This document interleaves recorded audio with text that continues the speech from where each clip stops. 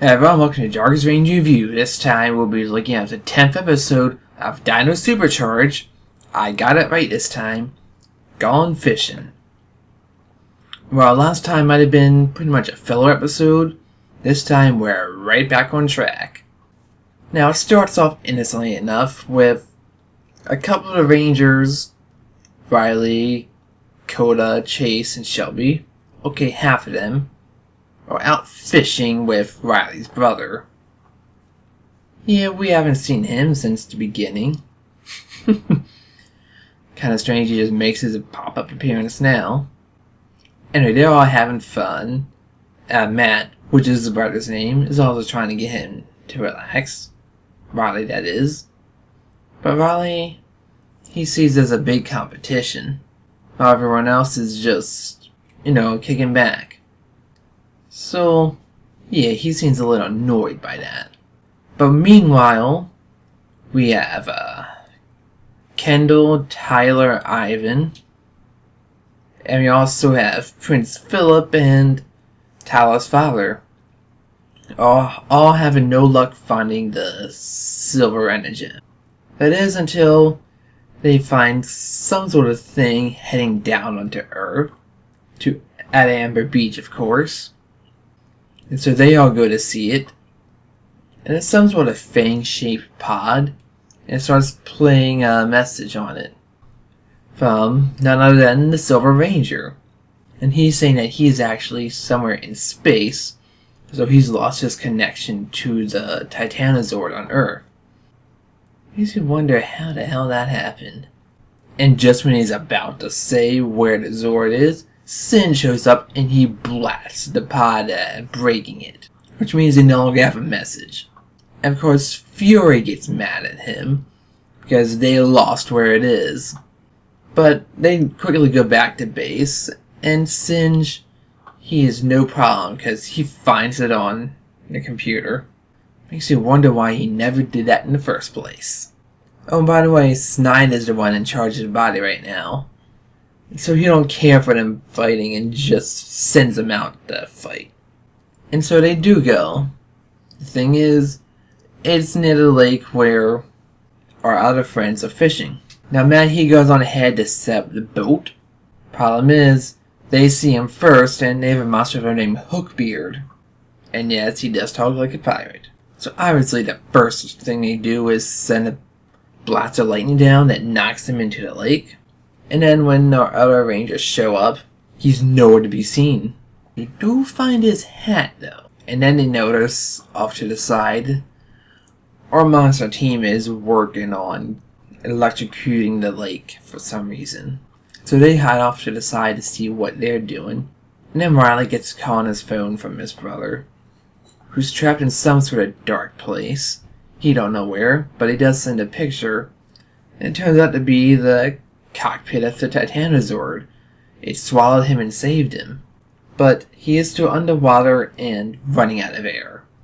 So they do have to act fast. Fortunately, they get in touch with the other Rangers right away.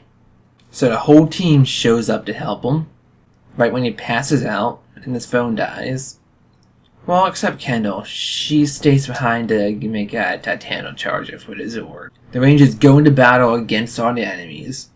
And for some reason, Poisandra and Curio are just hanging around there. They don't really do anything. So, you got Singe, Fury, Hookbeard, a couple of spike balls. They're all fighting with the Rangers. Then all of a sudden, Keeper gets blasted back by, not Keeper, Fury gets blasted back by Keeper. Yes, since the first episode, he's finally doing something in battle. And what he does is he casts a rainbow light on the lake, which lifts all the water up, and reveals the Titanosaur, much to everyone's shock. So Fury runs off, and so now it's just Hookbeard fighting the Rangers while the Zord's waking up. And that Hookbeard's a tough motherfucker, I tell you what, because most of the Rangers' moves are barely scratching him.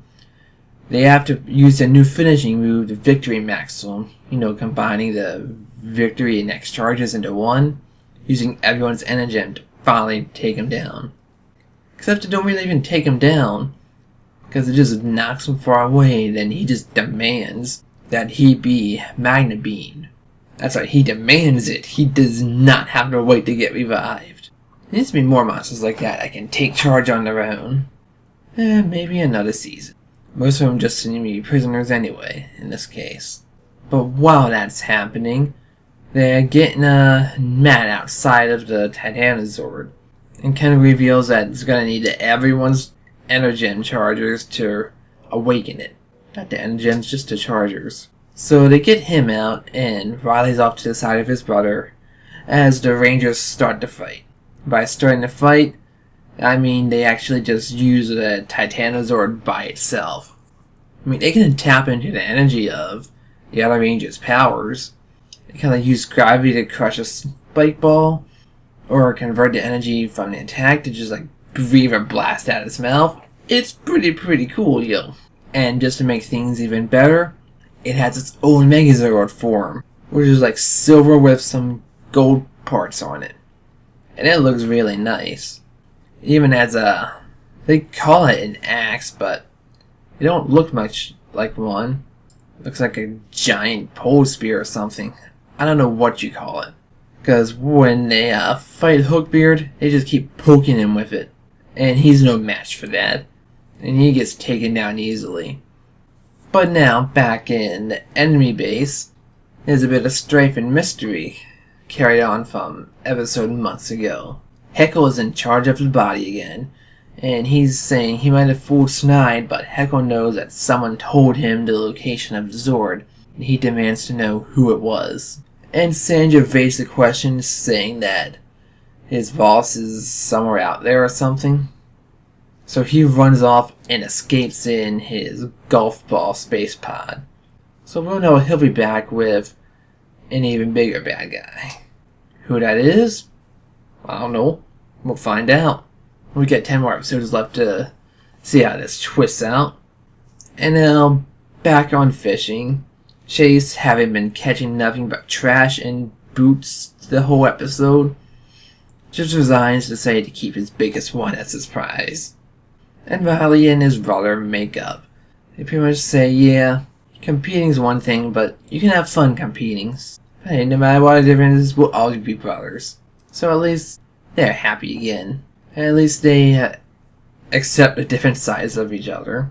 Now, given how long they've known each other, shouldn't this be a given already? Oh well, guess a lesson for the kids. And everyone is disgusted at Coda because he's eating the worms as a snack.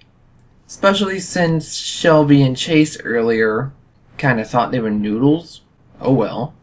I bet they probably are noodles in reality. They just made it look like worms for a prop. Anyway, that ends the episode. And this one was really good. I mean, we actually see a ranger with his family. Besides, Tyler and his dad being a big thing. Which is a bit of a rarity, actually.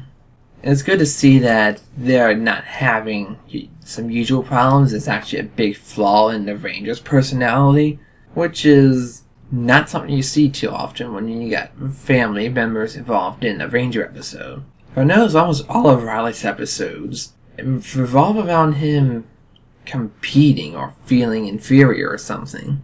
I guess he's always strived to be the very best or something. And on the monster, I really liked his design. I also liked the design of our new Megazord. And we actually got to see Keeper do something for once. Oh yeah, he put the bottle back, by the way, after the Zord awakened. So the lake doesn't have to dry up or anything. And a great episode, and we get to see new stuff develop on the villains. And we actually have a mystery ranger now. Who's out there, but we don't know where.